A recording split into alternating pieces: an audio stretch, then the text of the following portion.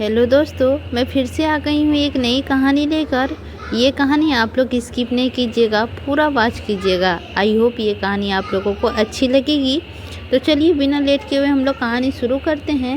तो चलिए हम लोग स्टार्ट करते हैं।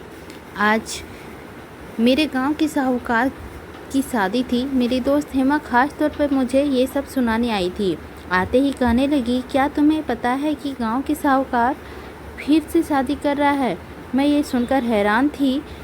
अभी पिछले साल ही तो उसने शादी की थी, फिर अपनी बीवी को तलाक भी दे दिया। मैंने हैरानी से कहा कि वो लड़की साहूकार को दूसरी शादी के लिए मान गई क्या?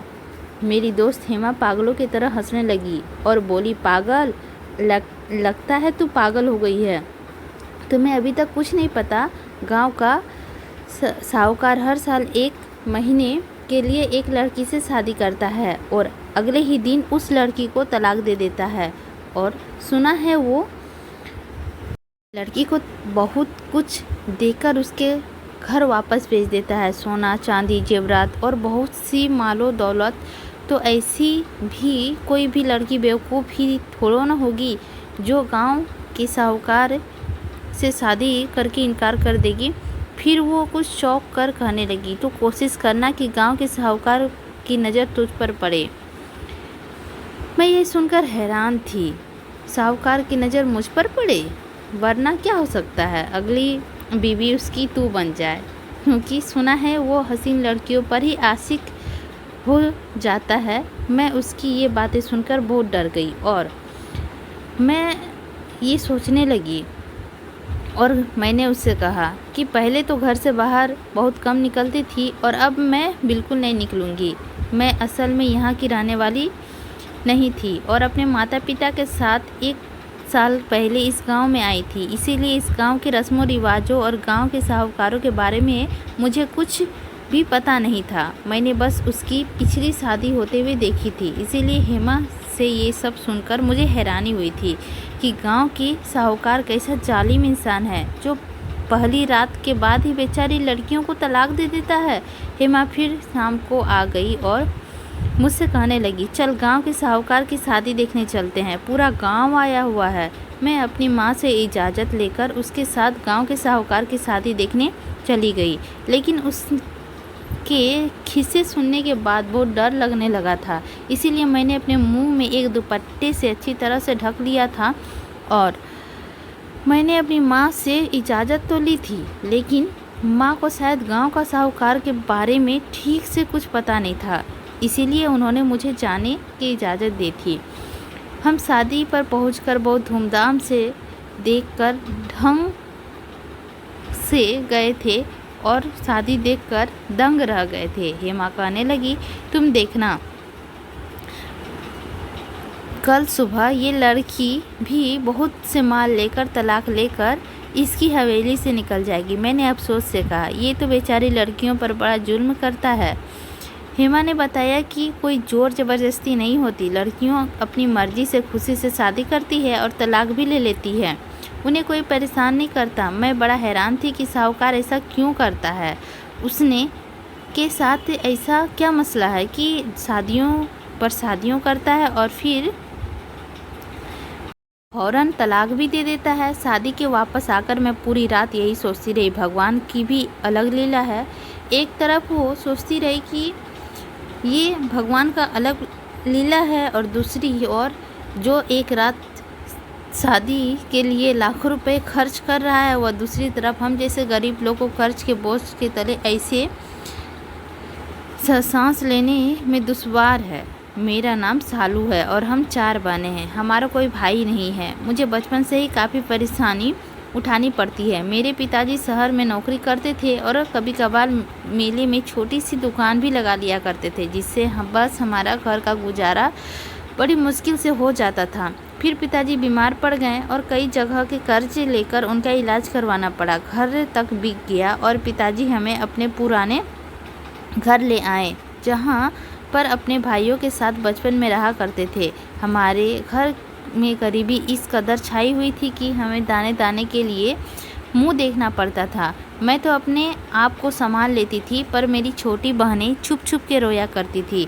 एक दिन मैंने अपनी बहनों को रोते देख लिया। वे रोते हुए कह रही थी, काश हम पैदा हुए होते अमीर घर में तो क्या होता, और ना हुए होते तो फिर पैदा होते ही हम मर गए होते तो आज ये भूखा तो ना रहना पड़ता। मैंने ये उनकी बातें सुनकर बहुत दुख हुआ मेरा। तो चलो, जैसे ही बचपन गुजर ही गया, लेकिन मेरे बहनों की बहुत ही मुश्किल से ज़िंदगी गुजर रही थी, क्योंकि मैं सबसे बड़ी थी तो किसी के सामने दिल का बोझ भी हल्का नहीं कर सकती थी। उस दिन सभी अपनी बहनों को रोते देखकर भी हल्का नहीं रह सकती थी। उस दिन से मैं तड़प उठा था मेरा दिल। मैंने माँ से कहा, माँ मैं ज़रा बाहर जा रही हूँ, थोड़ा टहल कर आती हूँ, थोड़ी देर के बाद आ जाऊँगी। माँ ने मुझे जाने की इजाज़त दे दी। जैसे ही उस बात की वाकिफ़ थी कि मेरे अंदर क्या चल रहा था, मैं घर के अंदर निकलकर खेतों की तरफ चली गई, क्योंकि वो जगह बहुत सुकून और साफ़ सुथरी थी। मैं खेतों के पास टहल रही थी कि तभी वहाँ से साहूकार हमारे गांव के जा रहे थे। उनकी नज़र मुझ पर पड़ी तो मैंने डर से मेरे रंगोटे पूरी तरह से खड़े हो गए। मुझे हेमा की बात याद आई। उनको देखकर बहुत जल्दी से मैं भाग गई। घर आकर मेरा दिल दर्द की वजह से धक धक कर रहा था। मैं परेशान हो गई, कहीं कोई इल्ज़ाम ना लगा दे मुझ पर। थोड़ी ही देर बाद हेमा आई और कहने लगी, तुझे साहूकार ने देख लिया है, अब तेरा कुछ नहीं हो सकता। मैं डर गई और उसकी खौफ का असर था कि मुझे बहुत तेज़ बुखार आ गया था। मैं उस शाम बुखार की तड़पने लगी। मेरी माँ मुझे खाना बनाने के लिए कह रही थी, मगर मेरे जिस्म पर तो जैसे जान की ही निकल रही थी।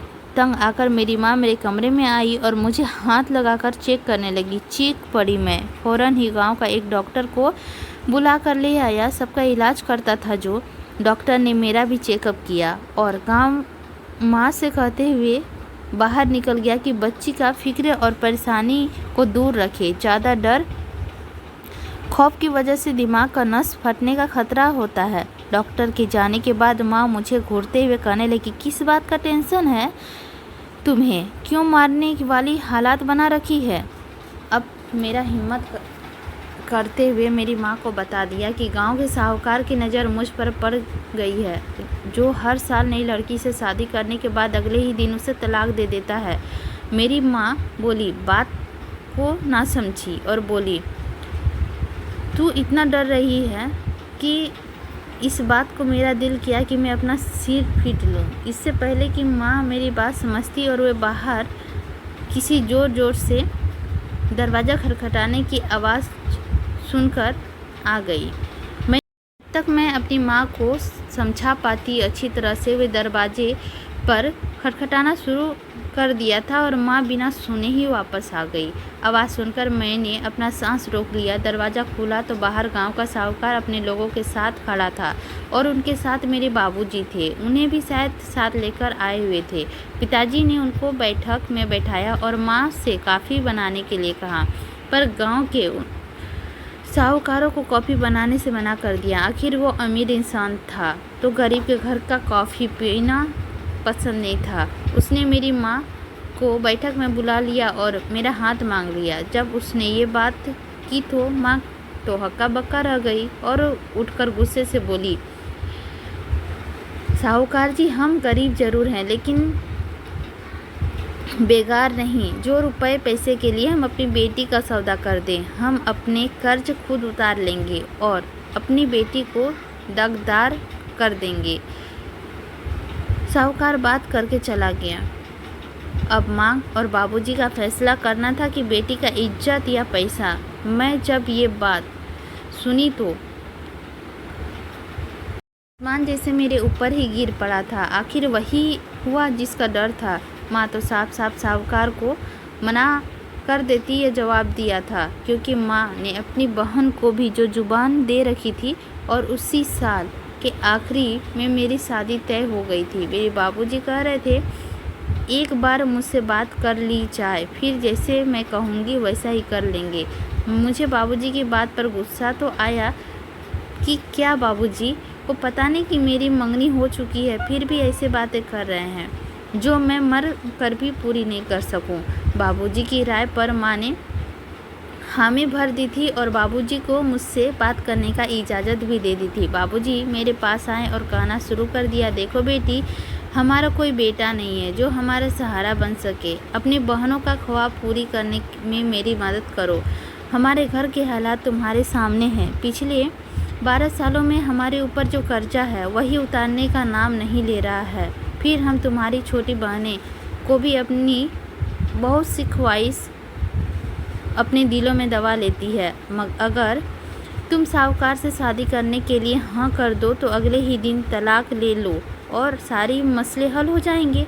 और रही बात तुम्हारे मंगेतर की, तो वह कोई डॉक्टर, इंजीनियर, वकील नहीं है तुमसे, जिससे तुम्हारी शादी करके एक अच्छी ज़िंदगी गुजार ही लेगा। अगर तुम्हारी मजबूरी और परेशानी को समझेगा। अब फैसला तुम्हारे हाथों में है, जैसे तुम कहोगी वैसा ही होगा। बाबूजी मुझसे बात करके चले गए और मुझे कशमकश में डाल दिए। मैंने सारी बातों को सोचा और फिर एक फैसले लिया। मैंने बाबूजी से कह दिया, अपने मंगेतर पूरन को बुलाया ताकि उससे बातचीत करके फैसला कर सकूं। अगले ही दिन पूरन हमारे घर आ गया। मैं उसे लेकर दूसरे रूम में चली गई ताकि मैं आराम से सुकून से उससे बातें कर सकूं। मैंने पूरन को बाबूजी और गांव के साहूकारों की कई बातें को बताई। उसके चेहरे का रंग गुस्से से पीला हो चुका था और उसके दिल की हाल समझ रही थी मैं। मगर मुझे एक चीज़ को समझाना था कि शादी के बाद और पूरन का फ्यूचर कि फिर मेरी बहनों का और मेरी माँ बापों का सहारा बनना था। उसने मेरी बात सुनकर इनकार कर दिया और कहा, उठकर जाने लगा। तो मैंने कहा, मैं बाबूजी के फैसले पर राजी हूँ। पूरन गुस्से से मेरी तरफ पलटा और घूरती नज़रों से मुझे देखकर बोला, तुम्हारा दिमाग खराब हो गया है? शायद उसको सदमा लगा था और सदमे की वजह से उसकी आवाज़ ठीक से नहीं निकल पा रही थी। मैं सब जानते पूछते भी उससे नज़रें चुराने पर मजबूर थी। मैंने उससे कहा, हाँ दिमाग ख़राब हो गया है क्योंकि मेरे माँ बाप का कोई बेटा नहीं है और मैं उसको कर्ज में नहीं डुबा सकती, नहीं देखा जा सकता। फिर बात है हमारे सारे मसले हल हो जाएंगे और बगैर किसी फिक्र के हम दोनों एक दूसरे के हो जाएंगे। क्या तुम नहीं चाहते हो कि हमारी परेशानी भी ख़त्म हो जाए? या इतना ही प्यार था मुझसे तो मुझसे समझ में ही नहीं पा रहे हो? इमोशनल बातें सुनकर पूरन का दिल नरम पड़ गया और वो शादी के लिए मान गया। पूरन के जाने के बाद मैंने माँ से कहा, मैं शादी के लिए तैयार हूँ। ये मैंने किस तरह दिल पर पत्थर रखकर कहा था कि मैं जानती थी, पर मुझे इस जगह पर कमज़ोर नहीं पड़ना था, सो मैं नहीं पड़ी और बाबूजी से साहूकार जी को हाँ जवाब भिजवा दिया। माँ ने जब बात सुनी तो वो अपना सिर पीटने लगी और मुझसे समझाने लगी कि ये फैसला कर चुकी है, मुझे पीछे नहीं हटना है। माँ का तकलीफ का भी मुझे अंदाज़ा था कि बाबूजी का भी कोई कसूर नहीं था कि वह इस उम्र में कर्ज का टेंशन लेते हैं, जो हर वक्त पहले ही बूढ़े हो जा रहे थे। जब मैं अपने फैसलों पर पक्की रही तो माँ ने चुप्पी साध ली और यूं 2 हफ्ते के अंदर ही मेरी शादी की तैयारी हो गई और मैं लाल जोड़े में विदा होकर साहूकार के बंगले में आ गई। सारा दिन थकी हारी जब मैं मुलायम गद्दों पर बैठकों के साथ मुझे नींद आ गई। देवी ने अपने आगोश में भर लिया और बैठे बैठे कब मैं सो गई पता ही नहीं चला। आँख तो मेरी तब खुली जब मैं अपनी कलाई पर कुछ महसूस किया। खौफ की वजह से मेरे हलक के कांटे आ गए थे। मैंने बहुत हिम्मत इकट्ठा करके उसको अपने ऊपर से हटाने के लिए आंखें खोली तो देखा मेरा पति मेरी कलाई पर उंगली फेर रहा था। फिर अचानक पता नहीं मेरे पति को क्या हुआ कि मेरी कलाई छोड़ी और दूर जाकर खड़ा हो गया। फिर बोला, हमें अभी अस्पताल चलना है, जल्दी उठो और अपने कपड़े बदल लो। मुझे उसकी बात सुनकर उसकी दिमाग हालत पर शक हुआ। मैं ना जाने क्यों मना करना चाहती थी। फिर अगले ही रात कुछ ऐसा नहीं करना चाहती थी जो मुझे तलाक ना देता। मैं कपड़े बदल कर उसके साथ गाड़ी पर बैठ गई और फिर अचानक से अस्पताल पहुँचे तो वहाँ जाकर मैंने जो देखा उसे देखकर मेरे होशो हवास खो बैठी। मेरे पति डॉक्टर से बात करने के बाद कहने लगे कि लड़की तुम ही थी जिसकी तलाश मैं कर रहा था। आज तक जितनी शादी की है बस तुम्हें तलाक नहीं दूंगा। अब से तुम मेरी पत्नी बनकर रहोगी। मैं उसकी बातें सुनकर बेहोश हो गई थी। मुझे गाड़ी में डालकर घर ले आया। घर आकर जब मुझे होश आया तो उसकी बातें याद करने लगी। मेरी रूह काँप रही थी। मैं इधर उधर देखा मगर कहीं भी नहीं था। मेरा पति तो पता नहीं कहाँ चला गया, मगर नौकरानी जैसे आसपास बहुत ही थे। उन्होंने बताया कि आपके घर वाले आए हुए हैं, मगर मालिक ने उनको ये कहकर वापस भेज दिया कि आपकी बेटी से मिलने अब आप लोग जब मर्जी हो तब आओ। मुझे कोई एतराज़ नहीं, मगर मैं उन्हें तलाक नहीं दे रहा। और मालिक ने भी अपने घर वालों को पैसे के भरा बैग को रखने के लिए घर भी दे दिया। नौकरानी की बात सुनकर मेरा दिल किया कि मैं चीख चीख कर रो दूं कि मेरे घर वालों के साथ ऐसा क्या है। मैं अपनी ही नज़रों पे गिर गई थी। अब मैं उस साहूकारों के किस मुंह से बहस करती, और मेरे घर वालों मुझे छोड़कर भी जा चुके थे। मुझे बहुत ज़्यादा दुख पूरन के बारे में हो रहा था। मैं सोच कर रो रही थी। उसे जब पता चलेगा कि मेरा डिवोर्स नहीं हुआ तो मुझे बेवफा समझेगा, क्या सोचेगा। मैंने पैसा की चमक धमक देखकर डिवोर्स देने से इनकार कर दिया। यह सारी बातें सोच कर मेरा दिमाग ख़राब हो रहा था। मुझे समझ नहीं आ रहा था कि आखिर मैं उनकी मर्ज़ी से अपने गले में फांसी का फंदा कैसे निकालूं। इनसे पहले कि रोना धोना शुरू कर देती, मेरा पति कमरा में आया और मुझसे मेरा हाल पूछने लगा। मेरा खून खोल गया।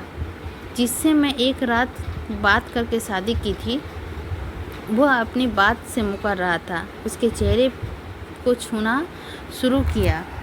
मैंने गुस्से से उसका हाथ झटक दिया और बोली, जब तक तुम्हें अपने आसपास नहीं आने दूंगी, जब तक तुम्हें इस राज का हकीकत नहीं बता दूंगी कि तुम क्यों हर साल नई लड़की से शादी करके उसे तलाक दे देते हो और मुझे तलाक क्यों नहीं दी। मेरे पति की मेरी बातें सुनकर सन्नी होकर बोला, मैंने शादी की है तुमसे तो पत्नी भी तुम मेरी हो। मेरा तुम पर पूरा हक है। तुम्हें छूने के लिए तुम्हारी इजाज़त की ज़रूरत नहीं, मगर अब सारी तो ज़िंदगी तुम्हारे साथ ही गुजारना चाहता हूँ।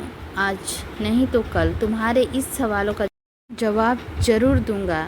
तुझे इस बात का बहुत गुस्सा आया,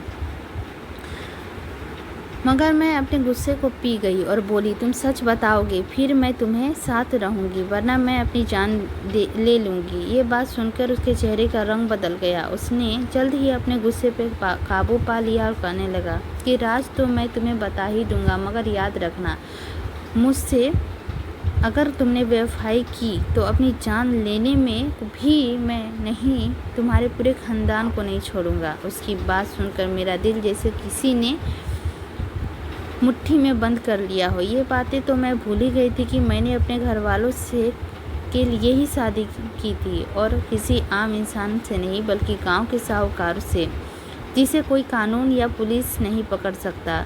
मेरा दिल किया कि अपनी किस्मत पर फूट फूट कर रोऊं, मगर उसके सामने रोकर मैं खुद कमज़ोर साबित नहीं करना चाहती थी। मुझे अब चुप रहकर उसकी जासूसी करनी थी, तभी उसे रंगे हाथे पकड़ सकूं। मुझे चुपचाप देखकर मेरे पति दोबारा मुझसे यह टॉपिक पर बात नहीं की, और वह मुझे परेशान कर रही थी कि कोई इंसान किसी को इस तरह धोखा देकर कितना संतुष्ट कैसे रह सकता है। शादी का 1 हफ्ता गुजर चुका था। 1 हफ्ते में मैंने बहुत कोशिश की कि किसी तरह वह मुझे तलाक दे दे, मगर मुझे कामयाबी हासिल नहीं हुई। मेरा पति उठकर कब बाहर चल जाता, उसकी ये हरकत मुझे बहुत गुस्सा लगता था, मगर उसे तो जैसे ही मेरी परवाह ही ना थी। उससे पूछने के बाद भी वह मुझे सच ना बताता। बेहतर यही था कि मैं उसके साथ किसी भी तरह की बातें ना करूं। ऐसे ही करते हुए 20 दिन गुजर गए। कोई भी सुराग मेरे हाथ नहीं लगा था। अब तो मुझे लगने लगा था कि जैसे मैं कभी भी हकीकत नहीं जान पाऊंगा। पर मुझे हिम्मत नहीं छोड़नी थी। मेरे दिल ही दिल में प्रार्थना करती कि किसी तरह मैं उसका राज पता कर सकूं, ताकि मैं साहूकार को गलत साबित करने में अपनी जान छुड़ा सकूं। आखिर एक दिन आ ही गया। रात के 1 बज रहे थे, तभी मेरे पति का फ़ोन कॉल में आई। पहले वो उठकर कमरे से बाहर जाने लगे, फिर वह सोता देखकर वहीं मैं बैठकर बात करने लगी। दूसरी तरफ तो न जाने कोई क्या कह रहा था, पर अपने पति की बातें सुनकर कुछ खास मेरे पल्ले नहीं पड़ रहे थे। उस वक्त मेरी नींद उड़ गई। मेरे पति ने कहा, यार किसी भी तरह से इस बला को मेरे पीछे छुड़ाओ, वरना काम तमाम कर दो। इसकी रोज़ रोज़ की बकबक से मैं तंग आ गया हूँ। मैंने बस इतना ही सुना तो मेरा दिमाग तेज़ी से काम करने लगा। मेरी जान चुकी थी कि यह कोई लड़की का मामला है। अब तो मामला और भी गंभीर हो चुका था। उसकी बातें सुनकर मेरा इरादा कर लिया था कि किसी भी तरह मुझे इस बेचारी लड़की को इसके चुंगल से बचाना ही पड़ेगा, वरना जालिम इंसान इसकी जान ले लेगा। अगले ही दिन मेरा पति घर से बाहर निकला तो मैंने उसका पीछा घर से बाहर निकाल गई, पीछे करते करते। घर में नौकर नौकरानी को भी मैंने पहले ही साथ मिला लिया था। अब बेफिक्र होकर साथ काम कर सकती थी। उसका पीछा करने के लिए मेरे दिल को मजबूत करना पड़ा और उसके इरादे से नहीं हटी। और उसे एक घर में जाते हुए देखकर मैं वहाँ से वापस लौट आई। अब मेरे दिमाग में अलग अलग के ख्याल आ रहे थे। उन्हीं ख्यालों में मैं बैठी हुई थी। मेरा पति घर पर आया, फिर किसी से फ़ोन में बातें कर रहा था। मैं उठकर सुनने गई, लेकिन वह किसी से बातें कर रहा था। कल किसी जगह जाना है, तुम्हारा काम हो जाएगा। मेरे दिल ही दिल में खुश हुआ। और चलो, इस आँखें को मिचलौची का खेल भी जान से छूटने वाली है। उससे पहले ही मेरे पति मुझे देखता कि जल्दी से मैं कमरे पर आ गई। मुझे बहुत ही बेसब्री से कल का दिन का इंतज़ार था। मैं मन ही मन इंतज़ार कर रही थी कि मन खुश हो रहा था कि आने वाला कल मेरा ज़िंदगी की पूरी तरह बदल देगा। कल का दिन आया तो मैंने अपना पति के जाने के बाद मैंने भी उसके पीछे से ही घर से निकल गई। आज मेरा पति रास्ते में कुछ लोगों से मिला।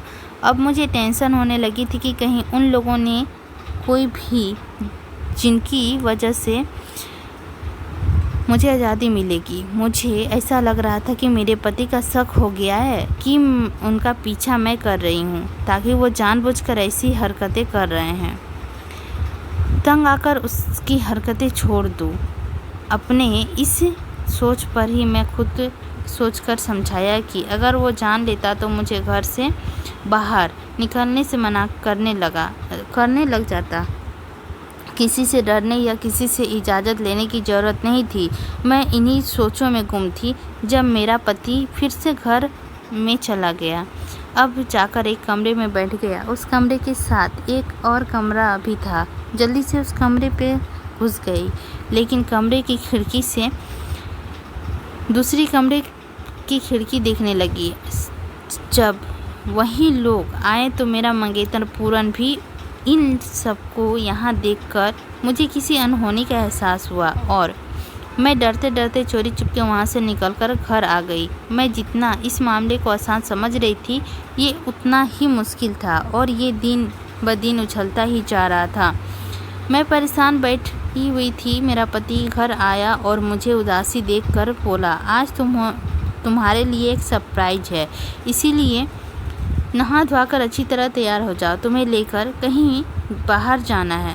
आज मैं तुम्हारे लिए सभी सवालों का जवाब वहीं पर दे दूँगा। इतना कहकर वहाँ से चला गया और मैं जल्दी नहाने चली गई ताकि उसके आने से पहले मैं तैयार हो सकूं। नहा धोकर मैं अच्छी तरह तैयार हो चुकी थी और घर के ग्राउंड में सबका इंतज़ार करते हुए टहल रही थी। तभी मुझे गाड़ी का हॉर्न सुनाई दिया। मेरा पति आ चुका था और मेरे बारे में पूछते हुए पुकारता हुआ ग्राउंड की तरफ आ रहा था। उसने मुझसे चलने के लिए कहा और चुपचाप जाकर मैं गाड़ी पर बैठ गई। मेरा खामोश होना मेरा पति का नोट कर रहा था। उसने भी कोई बात नहीं की और गाड़ी स्टार्ट कर दी। हमारी गाड़ी की ऊंची नीची छोटी छोटी गलियों में चलती जा रही थी और मैं अपनी ज़िंदगी के बारे में सोचते हुए उदास हो रही थी। गांव के खेत तैयार होकर हरे हो गए थे। अब ट्यूबवेल देखकर मेरी आंखों में आंसू बह रहे थे। वो वही जगह था जहां मैं खेल कूद कर बड़ी हुई थी। तभी वो खेत मेरी नज़रों के सामने गुजरा, जैसे किसी ने मेरी आंखों में मिर्ची भर दी थी। मुझे उस खेत से नफरत सी महसूस हुई। यही वो जगह थी जहां मेरे पति ने नज़र मुझ पर पड़ी थी। काश मैं उस दिन घर से बाहर ना निकलती तो वो दिन वापस ही रह जाता, मेरे पास ही रह जाता। उन्हीं सोचों में गुम, पता नहीं मैं कहाँ चली गई थी। कब सफ़र ख़त्म हुआ और हम अपनी मंजिल पर पहुँच गए।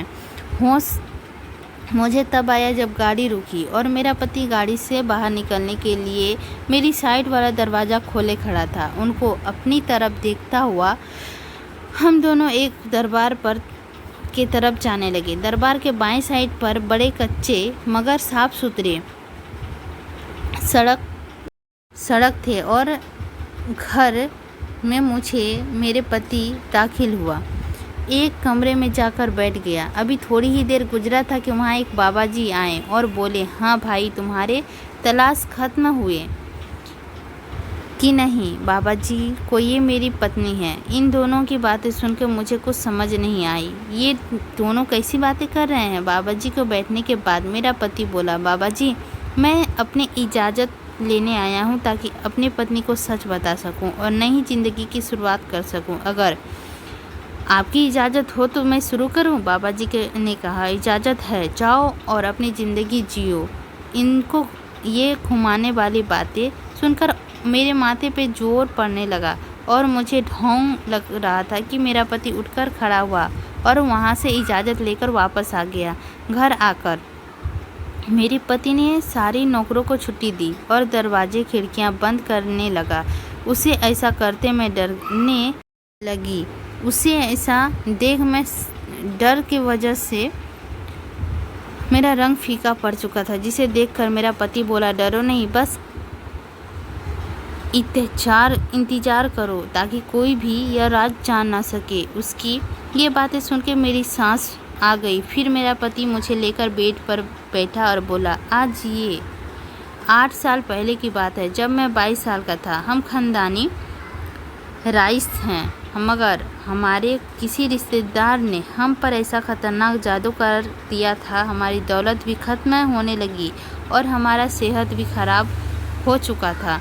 एक दिन एक शिकारी खेलने गया हुआ था कि मुझे कोई शिकार ना मिला, तो मैं गुस्से से आके सारी निशाने ख़राब करने लगा। मैं अपने उस काम में इतना ज़्यादा बिजी था कि मुझे अस्पताल का भी पता ना चल पा रहा था। किसी ने फिर ये बाबा जी कोई जड़ी बूटी लेके जंगल में आए हुए थे। मुझे ऐसा करते देख कर वो अचानक से बोले, तुम पर जादू है और इतना ख़तरनाक है कि जिस लड़की से तुम्हारी शादी करोगे वो तुम्हारे जिस्म की ताकत ख़त्म कर देगी और तुम्हारी दौलत भी ख़त्म हो जाएगी, सारी बर्बाद हो जाएगा। मगर एक तरीका है जिससे तुम अपनी जादू ख़त्म हो जाएगा।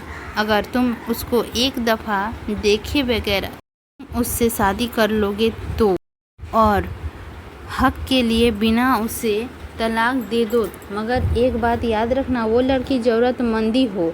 मैंने कहा कि मैं बहुत परेशान हूँ। अगर कहा कि ऐसे में तो कभी भी असली वाली शादी कर नहीं सकूँगा। वो बाबा जी जा चुके थे। फिर जब मेरी शादी हुई तो देखभाल की एक ज़रूरतमंद लड़की देखी तो अपनी पत्नी छुए बगैर माल दौलत देकर उसे तलाक दे दी। मेरी दौलत में बहुत ज़्यादा बढ़ोतरी हो गई। फिर जादू को जोर भी कुछ ख़त्म हो गया। फिर उसी तरह दूसरी शादी की तो इंजेक्शन जीत गया। फिर तीसरी की तो करके 13 शादी की और धीरे धीरे मुझ पर जादू ख़त्म हो गया। फिर मैंने सोचा अगर ऐसी ही शादी करके मैं तलाक देता रहूँगा तो मैं अपना वारिस कैसे बनाऊंगा और इतनी जायदाद किसके लिए इकट्ठा कर रहा हूँ।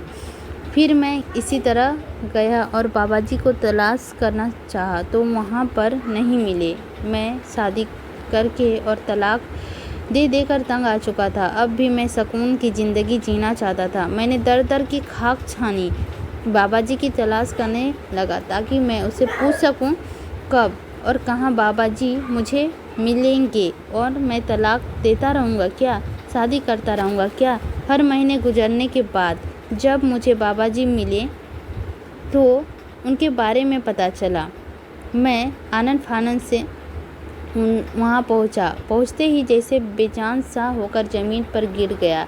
एक दिन आराम करने के बाद अगले ही दिन बाबा जी ने मुझे अपने पास बुलाया। मैंने बाबा जी से कहा कि बाबा जी अब मैं थकने लगा हूँ, मैं कब तक लोगों की बातें सुनता रहूँगा। मुझे बता दे मुझे और कितनी शादी करने पड़ेगी और ताकि मैं एक ही दफ़ा सब करके चैन से ज़िंदगी जी सकूँ। बाबा जी की बात सुनकर मुस्कुराए और बोले, बेटा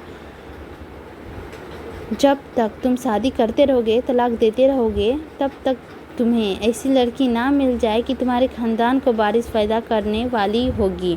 बाबा जी की बातें सुनकर मैं चला गया और बोला, उनकी कोई ख़ास निशानी बता दे ताकि मैं तलाश जारी रखूं। फिर बाबा जी ने कहा, उसे देखकर सबसे पहले तुम्हारे दिल में ख्याल आएगा कि वो ये होगा कि इसके बाद में किसी से शादी नहीं करूँगा। यही भी लड़की भी तलाश थी और जब मैं तुम्हें देखा तो मेरा दिल ने ये कहा कि ये वो लड़की है जिसे मैं पत्नी बनाऊंगी। यूँ मेरे सामने घर का रिश्ता भिजवाया और तुम्हारे घर शादी के लिए हाँ में खबर आया।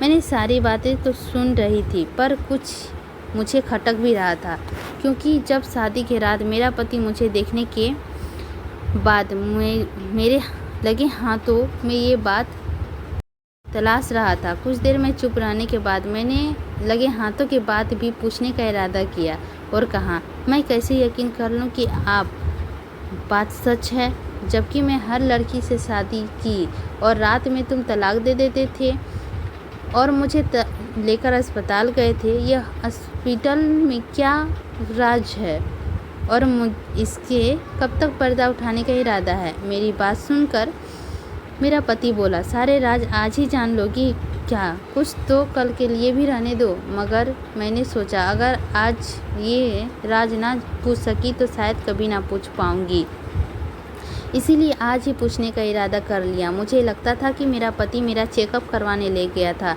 ताकि वो जान सके मैं कुंवारी हूँ या नहीं, पर बात मैं शक के बिना थोप नहीं सकती जब तक उसके मुंह से ना सुन लेती। मैं मजबूर थी और एक तरफ इंसान के साथ सारी जिम्मेदारियां नहीं रह सकती जिससे मैं क्लियर कैरेक्टर से पहले ही दिन शक कर सकूं। बेशक मैं अपनी कजिन का पसंद करती थी और मंगनी भी कर रखी थी, मगर मैंने या पूरन ने कभी भी अपनी हदें पार नहीं करने की कोशिश की थी। फिर कैसा इतनी बड़ी बात बर्दाश्त कर लेती। अगर मैं शरीफ ना होती तो मुझे अब तक तलाक मिल चुका होता। ये बातें मेरे सर पर हथौड़ी की तरह लग रहा था। एक तरफ मेरा पति जो शादी के पहली ही रात मुझे अस्पताल ले गया था और मेरा मंगेतर था जिसे मैं शादी पर मजबूरियों के आगे कुछ ना कर समझाया था और शादी के लिए हाँ भी कर दी थी। ये बातें सुनकर मेरा आंसू बहने लगा। मेरा पति ने बड़ी बेरहमी से आंसू को साफ किया और कहा, जानना चाहती हो कि वो राज क्या है तो देखो, अपनी बाईं कलाई पर जो निशान बना हुआ है वह वही राज है जिसे मैं देखकर चौंक सा गया था कि तुम्हें लेकर अस्पताल गया था। पता चला कि ये असली है या मुझे ख्वाब लग रही है, क्योंकि बाबा जी ने दूसरी निशानी के बताया था कि उस लड़की की कलाई पर कमर पर निशान होगा, इसीलिए तुम्हें डॉक्टर पर ले गया था कि ये असली है या नहीं ये जान सकूं। डॉक्टर ने बताया कि तुम वही लड़की हो तो मैं खुश हो गया और मेरी सब्र का फल मिल गया। और जिन लड़कियों को मैं तलाक देता था वो सब की सब कुंवारी थी। उनकी कलाई को मैं देखता और तलाक दे देता था। उसके पति की बात सुनकर मैंने उनकी आंखों में देखा और वहाँ लिखी सच्चाई देखकर मैंने नई ज़िंदगी की शुरुआत करने के लिए इरादा कर लिया। फिर मेरा पति बोला, एक बात तो तुमने पूछा ही नहीं, कि मैं सांवलिया नज़रों से उसकी तरफ देखने लगा। तब मेरा पति ने बोला कि जान चुका हूँ कि तुम मेरा पीछा कर रहे हो और मैं चाहता हूँ कि वो सब तुम्हारी आंखों में देख लूँ, मगर जब मैं देखे बगैर वापस आ गई, तुम्हारे मंगेतर पूरन ने मुझसे रकम ली थी। उसका कहना था कि अगर तुम मुझे पैसे ना दोगे तो मैं सालों का पीछा कभी नहीं छोड़ूंगा। तुम जिससे मोहब्बत का दावा करती थी ना, वो लालची निकला। मैंने उससे पैसे दिए और तुम्हारी मोहब्बत उन पैसों के आगे मुझे बेच दी। अगर मैं पैसे ना देता तो वह तुम्हें बार बार परेशान करता, वापस अपनी तरफ करने की धमकी दे रहा था। मैं चाहता तो उसे बहुत अच्छा जवाब दे सकता था, मगर अपने माँ बाप की इकलौता बेटा समझकर उसे माफ़ कर दिया। अब ये सब सुनकर मैं अपनी किस्मत पर शुक्र भेजने लगी। मुझे मेरी किस्मत पूरन जैसी लालची इंसानों से बचा लिया और साहूकारों जैसे शरीफ इंसान की पत्नी बना दिया। मुझे अपना पति दुनिया में सब पर मर्दों से अच्छा लग रहा था, क्योंकि उसने मेरे माँ बाप के रहने को अच्छा घर और रुपया पैसा दिया था। उसके साथ अपनी ज़िंदगी गुजारने में कोई बुराई नहीं था। मैं अपने नसीब पर राज़ी थी और अपने पति के साथ खुश थी, और कुछ ही दिनों में हमारे बच्चे भी हो गए थे और साथ ही मेरी बहन का शादी भी हो गया था। मेरी तीनों बहनों की शादी धूमधाम से अच्छी तरह से हो गई थी। अब पूरन की याद मुझे कभी नहीं आती है और मैं उसे चाहकर भी याद करना नहीं चाहती हूँ। वो बहुत लालची इंसान था। शायद इसीलिए मेरी ज़िंदगी अब पूरन से ज़्यादा खुशहाल हो चुकी थी। शायद पूरन इस तरह की खुशहाली मेरी ज़िंदगी में नहीं ला सकता था, इसीलिए मैं उसे भूल चुकी थी। हमारी ज़िंदगी में सुकून ही सुकून था। शायद कुदरत का यही फैसला था, हमें ऐसा ही मिलाना चाहिए था, इसी से मिलाना था और कुदरत ने हमें मिलाया भी। आज उस फैसले से मैं बहुत खुश थी, क्योंकि उस एक फैसले ने मेरी ज़िंदगी खुश की थी, क्योंकि उस फैसले से मेरे पूरे परिवार की ज़िंदगी बदल गई थी। उम्मीद करती हूँ यह कहानी आप लोगों को बहुत पसंद आई है, तो इस वीडियो को लाइक करें और चैनल पर नए होंगे तो सब्सक्राइब करें। और कुछ भी समझ में आया होगा, नहीं आया होगा तो कमेंट करके ज़रूर बताएं, ताकि हम समझ सकें कि क्या बात है इस कहानी में। आप लोग ज़रूर लिख के बताएं, मुझे अच्छा लगेगा। और इसी तरह की कहानी आप लोगों को यदि सुनना है तो नोटिफिकेशन को ऑन कर लें, ताकि जब भी मैं कहानी डालूं तो सबसे पहले आप लोगों के समक्ष ये कहानी पहुंच सके। तो आई होप ये कहानी आप लोगों को अच्छी लगी होगी, तो लाइक करना तो बिल्कुल भी नहीं भूलिएगा। मिलते हैं कल की कहानी पर। आप लोग तैयार रहिएगा देखने के लिए। लेती हूँ आप लोगों से विदा।